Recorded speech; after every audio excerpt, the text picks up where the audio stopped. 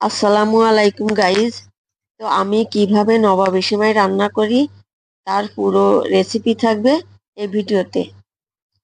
তো দেখতে থাকুন আপনারা। তো প্রথমে আমি ফ্রাই প্যানে ঘি নিয়ে নিলাম। ঘি দিয়ে এরপরে আমি কিশমিশটা ভেজে নেব।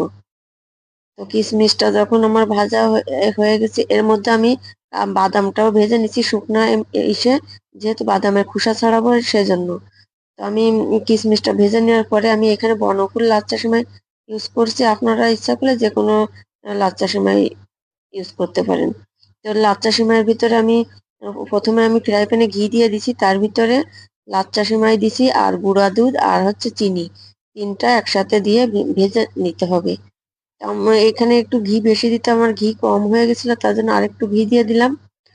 তো এভাবে সেমাইটা ভালো করে ভেজে নিতে হবে, কিন্তু বেশি লাল করা যাবে না, লাল লাল যেন না হয়, হালকা ভেজে নিতে হবে।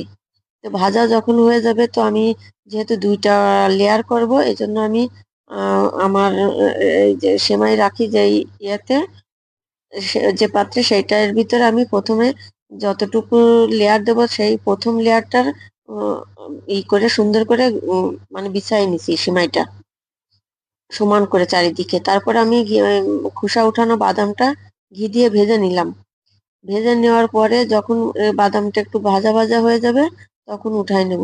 এরপর আমি ক্রিম বানানোর জন্য দুধের সেমাইয়ের উপর যে ক্রিমটা দেওয়া হবে তাই বানানোর জন্য আমি এখানে লিকুইড দুধ নিছি। আপনারা চাইলে গুঁড়া দুধও নিতে পারেন। আমি এখানে লিকুইড দুধ নিছি আর গুঁড়া দুধ আর আর কর্নফ্লাওয়ার আর চিনি। এইগুলো কর্নফ্লাওয়ারটা ঠান্ডা পানিতে হাত দিয়ে বা চামচ দিয়ে গুলায় নিতে হবে, না হলে দলা দলা হয়ে যাবে। তো ভালো করে এভাবে দেখেন, চুলার উপর দিয়ে যখন গাঢ় হয়ে যাবে তখন নামায় নিতে হবে। নিয়ে ওই যে, সেমাইটা যে ঠান্ডা করে রাখছিলাম কাচের মানে সেমাই রাখা পাত্রে, তো ওইটার উপরে এই বাকি ক্রিমটা ঢেলে দিতে হবে। তো ক্রিমটা ঢেলে দেওয়ার পরে এমন ভাবে ঢেলে দিতে হবে যেন নিচের সেমাইটা না দেখা যায়। আর উপরে যখন ক্রিমটা ঢেলে দেবো, তখন উপরে যখন সেমাইটা দেবো, তখন এমন ভাবে ঢেকে দিতে হবে যেন উপর মানে ভিতরে ক্রিমটা যেন না দেখা যায়। চারিদিকে হাত দিয়ে ভালো করে সেমাইটা ছড়াই দিতে হবে এমন ভাবে যেন ক্রিমটা না দেখা যায়। তো এভাবে দিয়ে দেওয়ার পরে এর উপরে ভেজে রাখা কিশমিশ আর হচ্ছে বাদাম এটা দিয়ে দেব।